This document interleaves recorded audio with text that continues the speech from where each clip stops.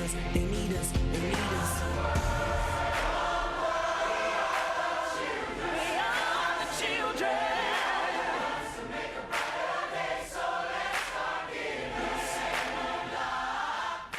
Welcome to Film Talk on FilmLab, a Way Entertainment production. You can check www.filmlab.ng and watch www.filmlab.ng/filmtalk. My name is ITPAN. Today on Film Talk, an actor, filmmaker, content creator, TV host, compere, and media consultant discusses her career from years in the University of Ibadan, Southwest Nigeria, where she started acting. She broke into advertising and communications, but soon embraced television with TV host shows like Twist Away, Cuisine International, Two Can Play, Family Comfort Time, and many, many more. Her interpretation of roles delights audiences and motivates her vision to communicate development media advocacy. She's a member of Independent Television Producers Association of Nigeria, ITPAN, Association of Nigerian Theatre Arts Practitioners, ANTP, Actors Guild of Nigeria, AGN, and Association of Movie Producers of Nigeria, AMP, all in Nollywood. Welcome to Film Talk, Moyinolua Olutayo. Hello, how are you? I'm glad I'm to be good. here. Thank you for honoring my invitation to come on the show. You're Now let's welcome. talk about gender equity in media arts and entertainment. While analyzing movies you've either acted in or produced, what challenges in earliest drama competitions, debates, and sports build you for your current achievements, more so with lead role in TV drama series between 1989 and 1991? Wow, that is going back memory lane. Yeah. I should say it started all the way back when I was in secondary school, actually, because then I was the number one representative of my school in sports, in debate and drama competition. And for me, the challenge then was the need to set a goal, all right? And setting a goal, pursuing the goal, being focused and pursuing it ultimately with the desire to have a successful end. Why were there challenges? Because there were so many distractions. As teenagers, as youth, there are distractions. So being able to do that, it served for me as a way of being able to be where I am today, because I started from that, and it saw me through, and it's still the same thing that is seeing me through even till now. I would add there that being a sports person, Yes. competition was in your blood. so, okay, my next question will be, it would seem as if despite being a model and working in advertising, TV programming offered you a better exposure. Can you debunk that or agree with that? Talking about what gives exposure, for me, modeling, advertising, and drama production, they all work hand in hand. For me, it was a case of complementary efforts. Let me put it that way, because when I started off right from when I was, like I said, right from when I was in secondary school. I was all over there on TV, on newspaper headlines, and all of that. As a sports lady, as a representative of my school under the Lagos State government, for debate. So right from when I was in secondary school, even before I got into drama fully as a professional work, I was already there on TV. It was a case of, oh, this is a phase that we already know at that time. And so that's why I said it's complementary. And of course, even at that time, modeling for me, I was what we call a brand ambassador or endorsement. Yes. And I had, I think, about 5 or 6 endorsements then, and so with that, I was almost everywhere. I was already a household name, but it got to a point I had to step back from modeling, for certain purposes and all of that. Let me tell you a trick. When I was in a different television station that is off air now, some people will come to my station, pay for airtime for 6 months, become popular on TV, then go to Aso Rock to collect contracts. It's still happening. Let's not deceive ourselves. There's so many people who have come into the industry today, they really don't have any business being in the industry, but because they have a particular mission. So they come, they seize the popularity, they seize the exposure for them as a platform to achieve something that they desire to achieve later. Well, I'm still talking to Moyinolua Olutayo. Your name is sweet, but I'm not a Yoruba person. So it's a filmmaker, a content creator, a TV host, compare and media consultant. She was a sports person, a model. She pulled out of that and became a face on TV. And so we'll be watching a trailer of your movie, Dynasty. What do you need a PhD for when you have a dynasty waiting for you? I don't want to run the company. All I want is to build a legacy of my own. Ladies and gentlemen, in celebrating Mr. James Irikefe Johnson. Thank you, James. I was hoping you could help me to convince my daughter to come home and take over my seat when I retire.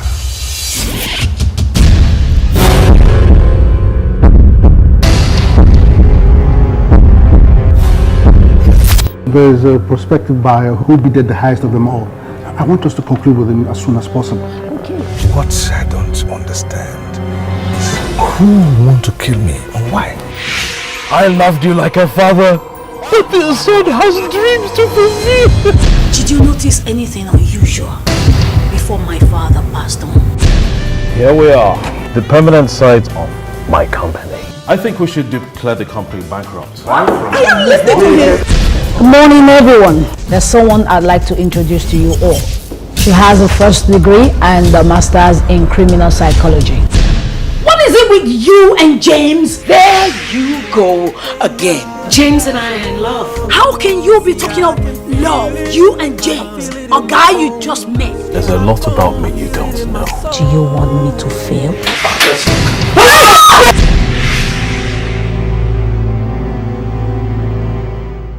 Did your desire for an improved Nollywood inform your movie Dynasty, which seemed to be inspired by American TV series Dynasty, the story of two America's wealthiest families as feuding for control over their fortune and their children? I've watched that trailer, and it seems to me the usual Dynasty. Children struggling over parents' heritage or inheritance. How were you inspired to, do the movie Dynasty? Just mere coincidence. It's far away from the American movie that we know.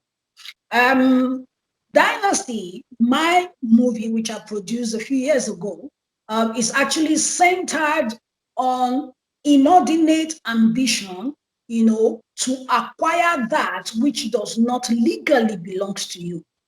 So it is inspired by things that we see in our society today.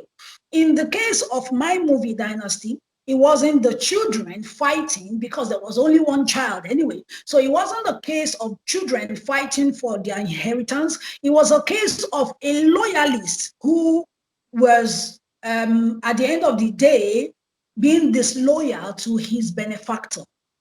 Okay.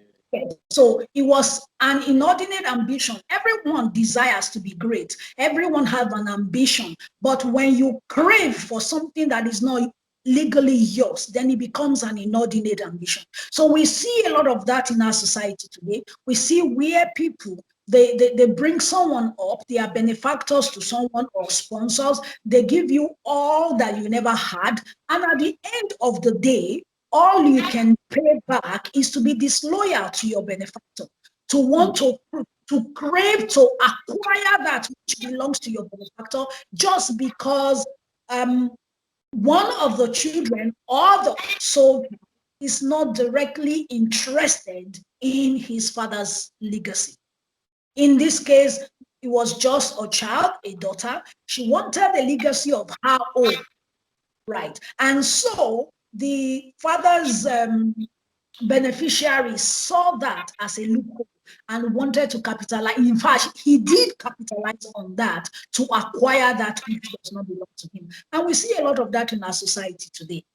I suspect that the opulence in your dynasty seem also to be an emulation of the several dynasties that I've seen on on TV, whether they are TV series, whether feature movies, whatever the format might be.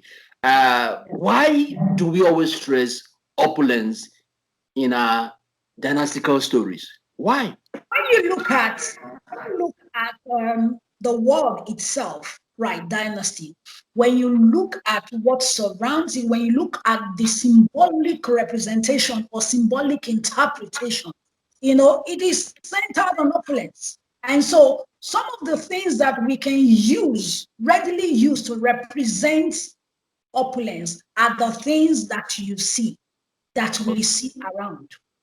So, and for us, our understanding, to some extent, our understanding of opulence, of wealth, is to see, beautiful structure, to see that the person is well endowed, to see that the person is got enviable, character as well, not just the thing, not just structure, but also investment in yourself. So those are things that you see. So the message for me is actually what is most important. Whatever you choose to use as your symbolic representation is allowed. I would think that if you look at Mexican soaps, Mexican soaps especially, they seem to center their so-called family wealth or dynastical heritage on products. Nigeria is so endowed with oil. Nigeria is endowed with cocoa. Nigeria is endowed with coconut, walnut. Nigeria is endowed with palm produce. What could possibly happen if we situate such stories around our resources? Wouldn't you think that that would enable us to sell what we have and encourage people to understand that to work for something instead of just harvesting what is available would be better? There are many projects out there that are centered on these things that you have mentioned. So all movies, all projects cannot be centered on one thing. There has to be variety. We have to diversify. So like I said, I've got projects that are basically native. I've got projects that are English in nature. I've got projects that are mixed culture, So this just happens to be one that is centered on that. So, but there are other projects too that that have all these other things as a symbolic representation. But I must confess to you, in these days when there is so much political wrangling all over the world, I choose to watch Mnet Yoruba channel. You know why? Even though I don't understand the language fully, I watch, and sometimes when they chip in English language here and there, I'll catch the meaning. There's something about the Yorubas, which I will encourage you as an artist. There's some level of clean originality, whether it is about superstition, whether it is about human impact on another human being, that gives me what I would call them, this is native story. I feel that your people have been able to elevate themselves educationally, culturally, and they hold themselves so proudly, when it comes to their culture. So there should be emphasis on, native stories, which I enjoy so much. There are a lot of native stories. There are a lot of producers from your side of Nigeria, and who have beautiful works, just like you have the Yoruba too. But I tell you, when you look at Yoruba movies, if you put 10 Yoruba movies, together, and you look through all of them, you will see that there are some of them that are basic native. There are some of them that are, contemporary stories. Everything cannot be tradition. Everything cannot be native. It would be boring, my friend. Okay, but let me give you a secret. I just interviewed somebody who lives in Glasgow, in Scotland, in the UK. You know what he did? He took Dele Mobudu's story in the Abacha era, which was a true life story. He brought in his environment, Glasgow, I married the two stories. And I could see why there's need for Nollywood to always have what I call a trans story application, a trans story production. I don't know if you would agree with me. We do really. Like I said, that because if you want to talk about stories that have deep cultural background or ethnic sentiments, they are out there. They are out there. But my point is that all movies cannot be the same genre. We will have varieties because variety is the spice of life. I have a Yoruba movie, Atayimbo. Okay, so it's not basically the opulence, type like you find in Dynasty. It's centered on the issue of female violation, starting it from the village sector where we have people or we have young ones who are not all that knowledgeable about, or let me make a change of word, like they are vulnerable, the vulnerable ones. That's a different theme entirely, clear departure from Dynasty. That's because of the nature of the story. So the nature of the story you want to tell and what already is available around you helps you to determine the way you go about it. Well, I'm still talking to Madam Moyinolua Olutayo, and she's indeed a debater. I can see the threats. I will read a section of the trailer of your movie called Rant Queens. My first impression about Rant Queens is, why are women ranting? I don't know why they were ranting. When you hear words like that, what comes to your mind? The female. I was in my own way, minding my little business in my own little world when they dragged me into a scandal I knew nothing about. But here I am, my friends, celebrating my first 5 million naira paid ad break.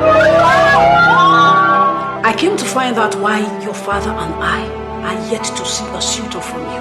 This fight that you are starting, this fight that you're opening your mouth and you're just talking anyhow, all this fight that you're starting, I hope you have the power to carry it through.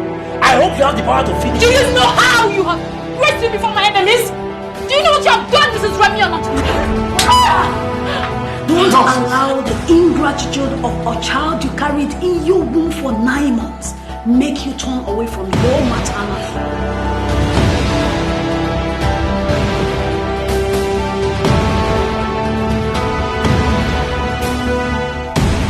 The most celebrated blogger in Nigeria. Ranting comes across like women's court, widows' court, or girls' court. How does it hit home with a different message, or are they similar? Well, again, they are not. Well, it just happens to be centered, around the woman. Okay, but there's something about the African mother. The African mother has this deep, intense desire to see her child or children bring forth after their kind. Any African mother. Give me 10 African mothers, you will see 9 plus. So there's this desire in every mother. So as a mother, when you have your child or children, they are grown, they have come of age, they've achieved, maybe not full achievement because we strive to get better day by day. But it gets to a point that you see that, okay, fine, you've got basic things of life and you matured psychologically. It happens that so you want your child to bring forth, after your life. Where it is not happening, as a mother, you want to do any and everything within your power. And that is exactly what we have in Round Queens. Now, this is a battle between a daughter and a mother. Call her a meddling mother, she's okay. It doesn't matter the means by which they go about it. Yeah, I have experienced it. At the point, my mom was like, okay, now, so what are you waiting for? Aren't you going to get married? And they have a way of singing that song, and you just have no choice but dance to it, right? But I would also think that every mother, whether you're a European or whether American or African, should begin to understand the predicament in which young women are facing today. I usually tell people that our desires for good things of life probably have made us to miss the primary things of life, like getting married on time. A lot of people suspend marriage. A lot of people,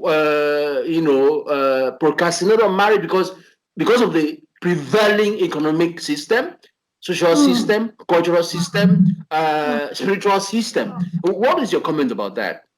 Is a huge challenge because there's what I'll call a shift in the atmosphere, really, as against what it used to be.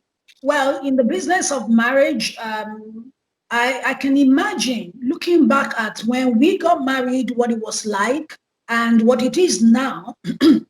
And again, looking back at those who got married who are probably over 40 years, 50 years in marriage, what it was like in their own time and now. See, so I can appreciate the challenge, that the young ones are going through, either as a female or as a male. There's so much pressure out there. There's so much demand, and unfortunately, many of these demands are not being met. So it becomes a precarious situation that we have found ourselves. I would think there should be some kind of mental shift in our children. Because there's nothing that you desire in this world that you want to have, that you will eventually have, that will give you absolute happiness. So what's your advice? Create happiness for yourself. Because like you said, there isn't anything that can get one absolute happiness. So when you know that, and you know that the ability to be happy and remain happy lies with you, then you will make the best of every situation that comes across you. Isn't it too simplistic from your humble admonition to young ladies with passion for the industry to invest in themselves? It goes back to the same thing we're saying now, to acquire knowledge, garner information, and develop talents, stroke gifts, to build confidence and aura. In other words, hashtag me too, like attempt to overcome sexual harassment. In my research, I stumbled on one of the interviews for a newspaper, which is online. And the issue is females get harassed by movie producers, and they're given because they are helpless. I don't know if you think they are really helpless. And if they are helpless and they try to do the things you do, like building up themselves to stand against such challenges, is it feasible? Is it practical in today's world? I don't want to readily agree that anyone can be helpless. Things I said in that newspaper interview was that you needed to invest in yourself, acquire knowledge, you needed to garner information. These are instruments that makes you become confident. They make you become powerful. Information in itself is not power, but information that is well processed is what gives you power.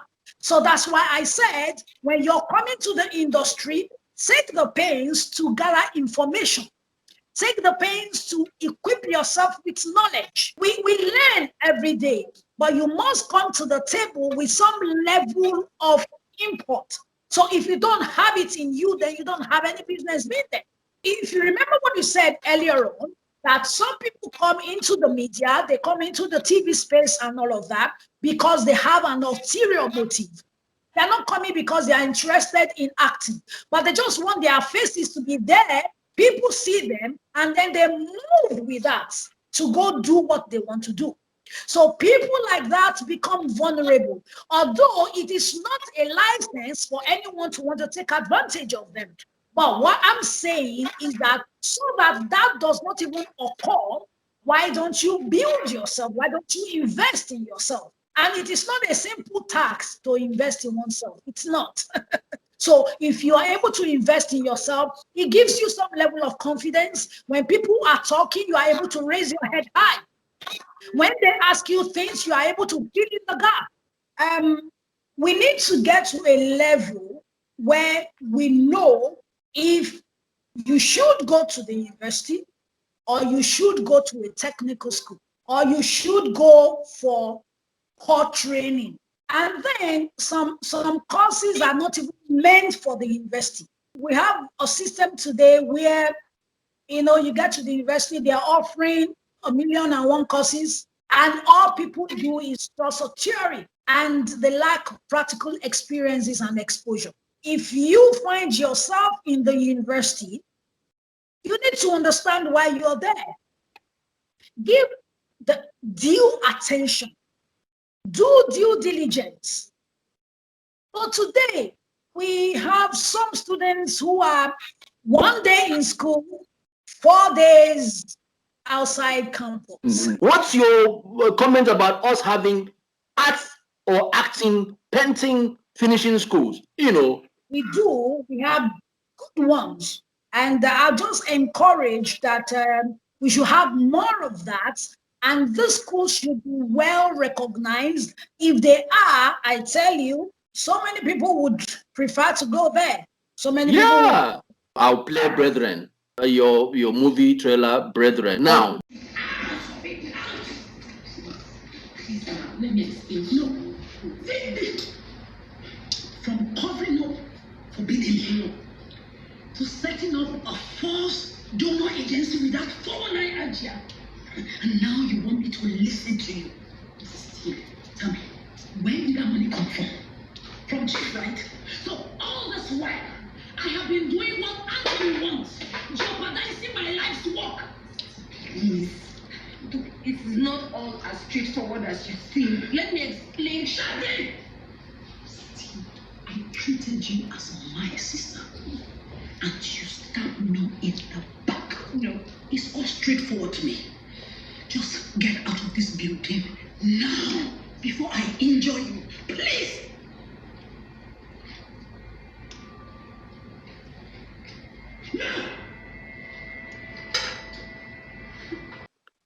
Would it be right to say that Brethren seems to surmise our total human predicament in our inability to be sincere or honest, or even try to live and let live? Brethren, oh my God. That series, I must say, is just fresh breath to what we've had on TV. Right. And it's a summary of all you have said and more. It captures, the essence of, the society we are in today. One major thing that was the strength of the series is the message of hope, message of positive transformation that can occur. No matter the situation we are in today, no matter the predicaments that we have found ourselves, there is hope. Positive transformation can occur if only we will allow it. Good, you've used the word allow it. And when people say, if we can do it, if we're able to do it, or we should do it, I usually ask people in Nollywood, what are you doing about our reorientation?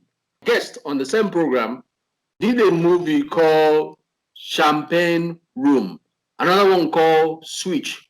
And we stress one fact that we in Nollywood seem to present a lot of negative issues about Nigeria. He believe, and I also believe that whenever we do a movie, whenever we produce a movie, Nigeria's interest should be placed first. Because our movies are now going places. Netflix is coming in, Apple is coming in, Amazon is coming in. So what do you think we should begin to do in Nollywood to make us believe that Nigeria is feasible as a nation, create a sense of nationhood, create a sense of pride and identity, create a sense of spiritual depth? Permit me to quote the scripture because I'm a Christian and a minister. Go on. Yes, the Bible, the Holy Book says, life and death lies in the power of the tongue, and they that love it shall eat the fruit thereof. What do you perceive? How do you interpret what you perceive? What is the message you want to push across? Those are the things that we should bring to the fore when we write stories. Then two, as a nation, it should be our ultimate business to promote our nation, Nigeria. As a movie maker, I want to look at the good things that are happening in my country and push them forward. It isn't because we do not have things that are not right, but even in my exposing the things that are not right, I must balance it with what should be done. It's not enough exposing the ill. Correct the ill. You have the power. The power of the media cannot be overemphasized. So you have the power, you have the tool. You are exposing the ill. Beautiful. But what is the solution? So if you're having a message and all that you are doing is exposing the ill and you're not bringing about what the solution to the ill should be, then the message is not complete. It doesn't mean that people will readily embrace the solution that you have provided, but provide the solution. Even if it's an individual that embraces it, that individual will go further to influence others. I usually call it the filmmaker's statement. Every filmmaker should endeavor to make a positive statement, because I think movies really express the spirituality of a people, whether they're Indians, whether they're Africans, whether they're Nigerians. So we should be able to do that, have a filmmaker's statement. I'll quote you from your newspaper interview again some time ago. According to verifiable reports, the industry employs about 1 million people and generates over $7 billion. That is 1.4% of GDP, according to IMF reports.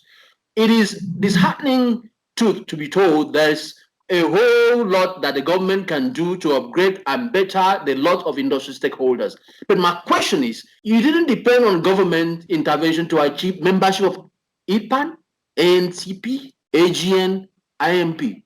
You are today because, like I said before, maybe sports nurtured the competitive spirit in you. So must we always wait for government? We have deals, associations, like the ones you're a member of. But what I've seen pointedly and clearly is that most of these associations are not self-accountable. So if you're not self-accountable and you're not socially accountable, how do you expect government to buoy up whatever you do?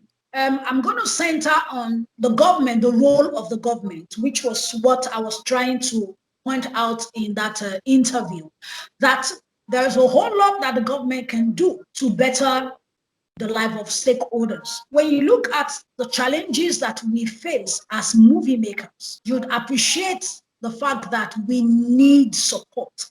Yes, there are things we can do on our own without government intervention, which we have been doing. But I tell you, there are things that we need government intervention if we want to move past where we are.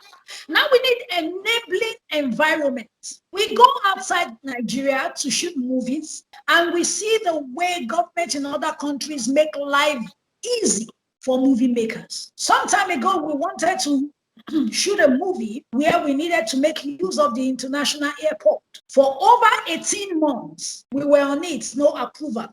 People have had stories. People have stories, experiences of such. I don't want to mention a particular movie or a director, but he still said it some time ago, of recent, I think last year in an interview, that he was to shoot a movie and he needed to use the international airport. And it took almost 2 years before he could get an approval. You want to make use of police stations, and it is stories that touch the heart. We need enabling environments. Go to other countries, they're doing fantastically well because they've got film villages. Why can't we have a film village? It is not something an individual can do. So when I say there are things government can do to help stakeholders, indeed, there are things governments should do. We can't readily say associations are not accountable. As of today, I do not know things that government have committed into hands of association that they have not accounted for. But putting that aside, it doesn't have to be committed into the hands of a particular association. That's the point. There's need for transition. So there can be a body, a separate body that will have oversight function. So governments can invest in these things and have a separate body to govern it. You know, government goes, government comes. The palace remains the same. Yeah, you're right. You're so right there. I don't know. Do you call it MO Emerald Production or Mo? Yeah, Mo Yeah, Emerald. Yeah. that's your production company. A television / film production and event management company consultant to the Lagos Metropolitan Area Transport Authority, LAMATA, or event and stakeholder management, for which you produce and presented Safety Air, Lagos on the Move, and stakeholders platform, talk shows for the agency. What I need to hear from you is how you've founded, nurtured this prolific organization. Well, it really has been by the grace of God. I decided to cut a niche for myself. This is my pursuit. I want change initiatives, things that could positively transform the people and the society. And so when I create content, it's either you want to promote, you want to expose a problem, but if you're exposing an issue, also make sure you balance it with a solution. So when I sit to create content, I look at the problem and also prefer solution. And so every project that I have done has been tailored in that direction, God helping me.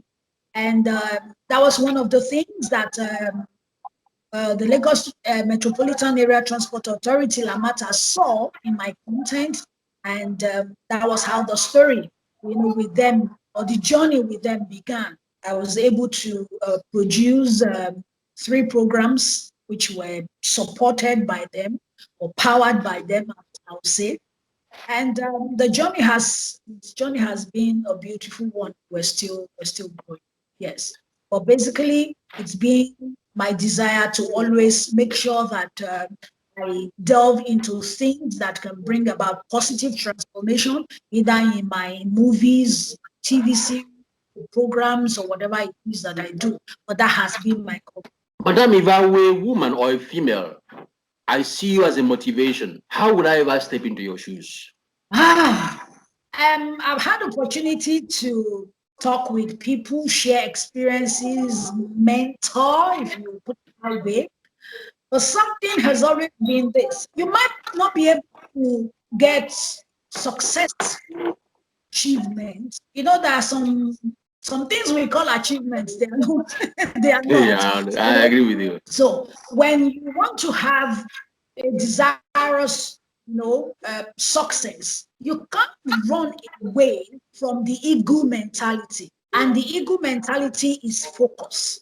That has been my driving force. I set a goal for myself. I focus on it because there will be distractions, but I focus on it. I pursue it vigorously, and I make sure that I achieve what I set out to achieve. So if one is going to step into my shoes, he should be ready to embrace the ego mentality. I love the word focus and distraction.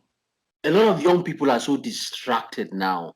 A young person might plan to go to school and pass in the next 4 years. All of a sudden, he or she gets into university campus and they get distracted by sundry things. What were the things that were about to distract you that you said, I know where I'm going to? The long and short of it is peer pressure. Anything you see around you that distracts is as a result of peer pressure. Oh, these are where my friends are. Oh, that is what my neighbor is doing. Oh, my enemy has gone this far and I'm still here. Peer pressure. Pressure. That is it.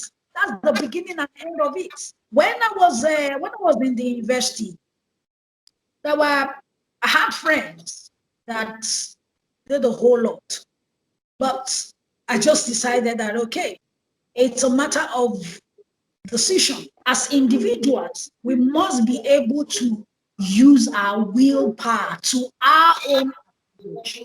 We all have it, but many use their willpower to their own disadvantage, to their own detriment. Everything surrounds it. Willpower. There's nothing you want to do that you don't have the grace and ability to. You must be able to control your willpower. I think of the after effects and control myself. Really? Yeah, let me ask you, is there any movie that you've made that talks about willpower or eagle focus? You haven't yet. Go and do it, madam. I've been talking to delectable intellectual by the name of Moyinolua Olutayo, an actor, filmmaker, content creator, TV host, compare, and media consultant, a former sports person, a former model who is really, really giving me words of advice. I'm not saying you're a perfect human being, but then you've molded yourself as an epitome of what women should look up to. What is it that you neglected in the course of your life to be a mother, to be a wife, to have a career? There are a lot of media women that are doing beautifully well out there, I must confess, especially in the Nollywood industry too, that people should also look up to. I'll just say one thing, and that is scale of preference. You, as a lady, a wife, a mother, a career woman, you must be able to set your priorities right. And that is where some people miss it. You know, okay, let me use this scenario of a mother and a child, or a parent and a child. You need to understand when to relate with your child as a parent. You need to understand when to relate with your child as a friend. You need to understand when to relate with your child as a disciplinarian. You need to understand when to relate with your child, positioning yourself in the adversary role as a counsel. So if you mix these things up, it won't augur well for you and the child. So if you transport that into who you are as a woman, you need to understand these different categories. You need to know when to be able to handle your home. You need to know what time you give to your work.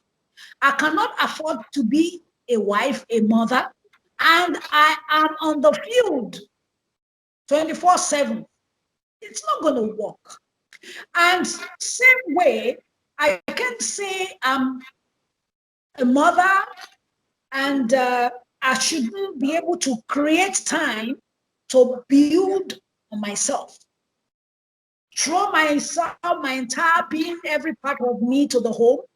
I also need to invest in myself as a person. So that's why I said, for me, it's a scale of preference. This interview is ending, very unfortunately, because I would like to talk and talk and talk with you. Well, this has been Film Talk. I've been talking to Moyinolua Olutayo, a delectable debater. As you can see her, she's debating very, very well. You know, she's a media person to the core, as a content creator, a filmmaker, actor, TV host, compare, and media consultant. Madam, it's been so good talking to you. I don't know what project you're going to be having in the next 6 months or 1 year. But I do hope that sometime, if you do have a project, you could call me in to talk about the project. We're cooking something, and when it gets to that point, I will give you a shot.